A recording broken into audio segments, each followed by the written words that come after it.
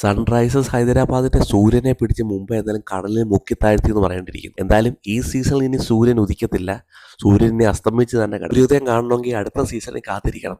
അടുത്ത സീസണിൽ ഉദിക്കുമായിരിക്കും. ഈ നാണക്കെട്ട പെർഫോമൻസ് ഒക്കെ മാറ്റിവെച്ച് അടുത്ത പ്രാവശ്യം എന്നാലും ഒറിജിനൽ ടീമായിട്ട് വരുമായിരിക്കും. എല്ലാം കഴിഞ്ഞ വർഷത്തെ ടീമിന്റെ നിഴലുകളായിട്ട് മാത്രമാണ് കാണുന്നത്.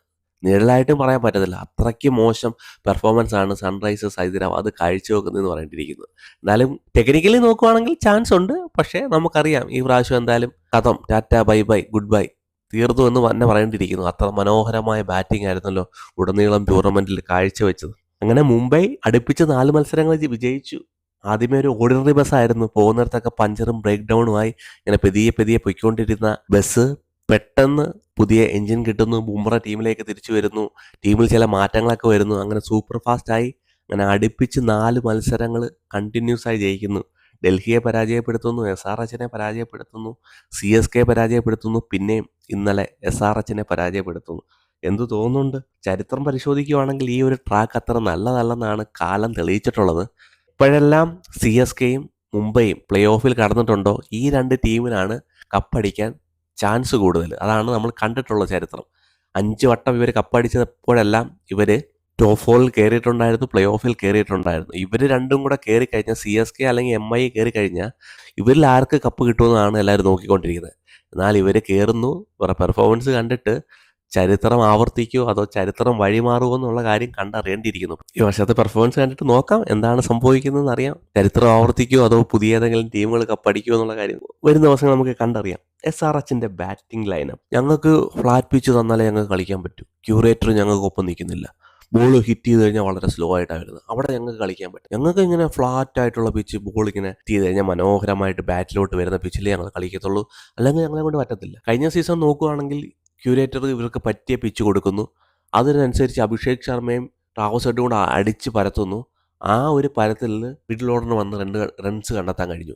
ഈ പ്രാവശ്യം നമ്മൾ നോക്കുകയാണെങ്കിൽ ഇവരുടെ വിക്കറ്റ് ആദ്യത്തെ 6 ഓവറിൽ എടുത്തുകൊണ്ട് പോവുക. വ്യക്തമായ പ്ലാനുമായിട്ട് എല്ലാ ടീമും വരുന്നു. എങ്ങനെ ട്രാവസ് ഹെഡിനെ എടുക്കണം, എങ്ങനെ അഭിഷേക് ശർമ്മ എടുക്കണം എന്നുള്ള വ്യക്തമായ പ്ലാനുമായിട്ട് വരുന്നു. അവരെ എടുത്തുകൊണ്ട് പോകുന്നു. സൂപ്പർ പ്ലാനായിരുന്നു പറഞ്ഞിരിക്കുന്നത്. ട്രാവസ് ഹെഡിനെതിരെ അവർ നടത്തിയത് ഒരു ഷോർട്ടായിട്ടുള്ളൊരു ബോൾ നക്കിൾ ബോൾ എറിഞ്ഞു കൊടുക്കുന്നു. കണ്ട് അടിച്ച് കവൾഡ് ക്യാച്ച് കൊടുക്കുന്നു. അതുപോലെ തന്നെ കുറച്ച് ബോൾ ഇറക്കി വെക്കുന്നു. അഭിഷേക് ശർമ്മയ്ക്കെതിരെ അടിച്ച് കൈ കൊടുക്കുന്നു പറഞ്ഞിരിക്കുന്നു. അഭിഷേക് ശർമ്മ 2 മത്സരത്തിൽ കളിച്ചു. അത് കഴിഞ്ഞ് നോക്കുമെങ്കിൽ അമ്പേ പരാജയം. ട്രാവസ് ഹെഡ് തുടക്കത്തിൽ ഒന്ന് കളിച്ചു. അത് കഴിഞ്ഞ് അമ്പേ പരാജയം. ഇത് ട്രാവസ് ഹെഡ് തന്നെ ആണോ എന്നുള്ള കാര്യത്തിലാണ് സംശയം. സത്യം പറഞ്ഞാൽ ഇന്ത്യയും ആസ്ട്രേലിയയും തമ്മിലുള്ള മത്സരങ്ങളിൽ ഇങ്ങനെ കളിക്കുകയാണെങ്കിൽ വളരെ നല്ലതായിരിക്കും. ഈ ഒരു ഫോം കണ്ടിന്യൂ ചെയ്യട്ടെ എന്തായാലും ട്രാവസ് ഹെഡ്. എന്തായാലും ഇന്ത്യക്കെതിരെയുള്ള മത്സരങ്ങളൊന്നും എടുത്തിട്ട് അറിയാതിരിക്കട്ടെ. എന്തായാലും അതുപോലെ തന്നെ അഭിഷേക് ശർമ്മ എന്തായാലും കൊള്ളാം. BCCIയുടെ സെൻട്രൽ കോൺട്രാക്റ്റിലൊക്കെ ഇടം പിടിച്ചു. നിതീഷ് കുമാർ റെഡ്ഡി നോക്കുവാണെങ്കിൽ ഒറ്റ മത്സരം പോലും കളിച്ചിട്ടില്ല.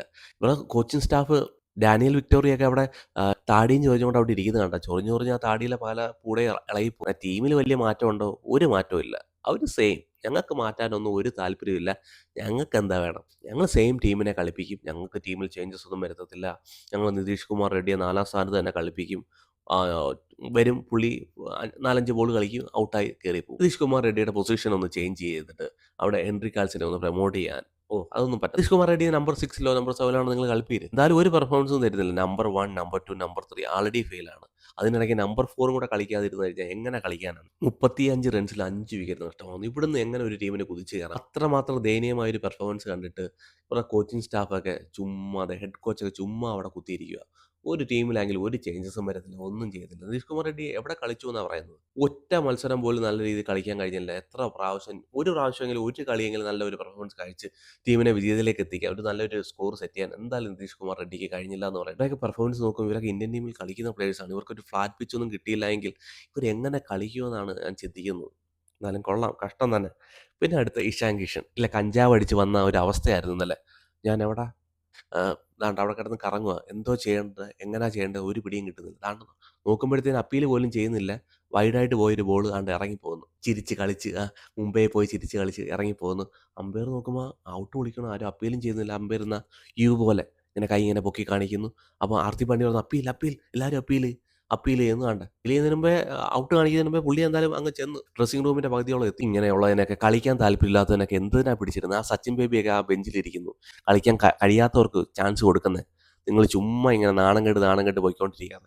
വലിയ ബാറ്റിംഗ് ലൈനപ്പുമായിട്ട് വന്നിട്ട് 35 റൺസിൽ നിങ്ങളുടെ എല്ലാ ഗുണ്ടകളും, കഴിഞ്ഞ വർഷത്തെ എല്ലാ ബാറ്റിംഗ് ഗുണ്ടകളും എക്സ്പോസ് ആയെന്ന് പറയേണ്ടിയിരിക്കുന്നു. ആ ഗുണ്ടകളുടെ പെർഫോമൻസ് നോക്കുകയാണെങ്കിൽ വളരെ മോശം. നിങ്ങൾ പുതിയ പുതിയ താരങ്ങൾക്ക് കളിക്കാൻ കഴിയാത്തവർക്കൊക്കെ ഒന്ന് അവസരം കൊടുക്കുന്നത്. അവരൊക്കെ എന്തെങ്കിലുമൊക്കെ കാണിച്ചു നോക്കട്ടെ. പിന്നെ മുംബൈയുടെ ബോളിംഗ് എല്ലാവർക്കും അങ്ങ് സംശയമായിരുന്നു. Trent Boult കളവനായിരുന്നു. ഇനി അയാളെ കൊണ്ട് കളിക്കാനൊന്നും പറ്റത്തില്ല. പോയി കഴിഞ്ഞു, അസ്തമിച്ചു, ഇനി ഇല്ല എന്ന് പറയുന്നുണ്ട്. എന്നാൽ ഇന്നലെ പുള്ളി തെളിയിച്ചു. ഫസ്റ്റ് പവർ പ്ലേയിൽ എന്നെ കടത്തിവെട്ടാൻ ആരുമില്ല. പവർ പ്ലേ ബോളർ തന്നെയാണെന്ന് പുള്ളി എന്തായാലും ഇന്നലെ തെളിയിച്ചു. സൂപ്പർ. 4 ഓവർ എറിയുന്നു, 26 റൺസ് വിട്ടുകൊടുത്തു, 4 വിക്കറ്റ് എടുക്കുന്നു. അതും ഇമ്പോർട്ടന്റ് വിക്കറ്റ്.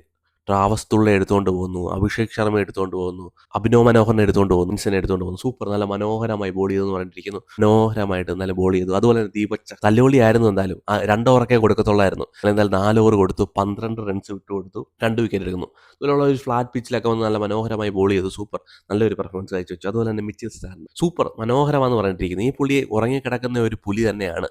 ഈ പുള്ളി ഉണർന്നു കഴിഞ്ഞാൽ പിന്നെ ഭയങ്കര പാട് തന്നെയാണെന്ന് പറഞ്ഞിരിക്കുന്നത്. പുള്ളിയുടെ ബോളിംഗ് സ്റ്റൈൽ നോക്കുമെങ്കിൽ ഗ്രിപ്പ് ചെയ്ത് നല്ല ബോൾ പിടിച്ചെറിയും. നല്ല ബോൾ ഹോൾഡ് ചെയ്ത് നല്ല പിടിച്ചെറിയും. നല്ല മനോഹരമായിട്ട് നല്ല ബോൾ ചെയ്തു. പുള്ളിയെ അറ്റാക്ക് ചെയ്യാൻ വളരെ പ്രയാസപ്പെടുന്നതായിട്ടാണ് അവിടെ കാണുന്നത്. ബുംറ കുറച്ച് റൺസ് വിട്ടുകൊടുത്തു. എങ്കിലും കുഴപ്പമില്ല. ബുംറ തന്നെയല്ലേ. ബുംറ തിരിച്ചു വരും. കുഴപ്പമൊന്നുമില്ല അവരെ സംബന്ധിച്ചിടത്തോളം.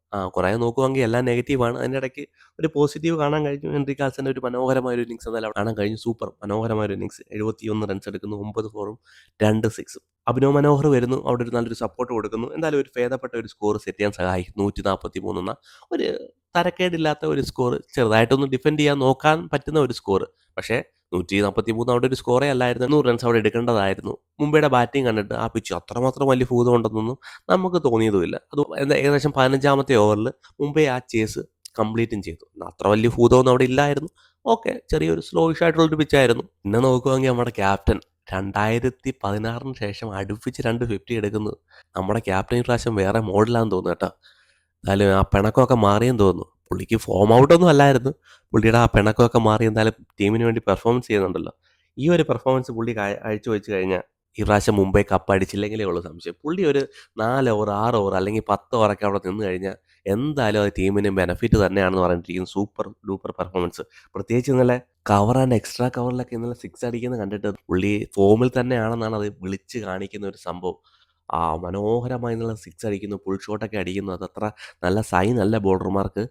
പുള്ളി ഫോമിലേക്ക് തിരിച്ചു വരുന്നതിൻ്റെ ഉള്ള ഒരു ഫസ്റ്റ് എക്സാമ്പിൾ തന്നെയാണ് ഇന്നലെ കളിച്ച ഷോട്ടുകൾ. നല്ല മനോഹരമായി കളിക്കുന്നു. സൂര്യകുമാർ വരുന്നു. അതാണ്ട് ബോളർമാർക്ക് അറിയത്തില്ല പുള്ളിക്ക് എവിടെ ഇടണമെന്ന്.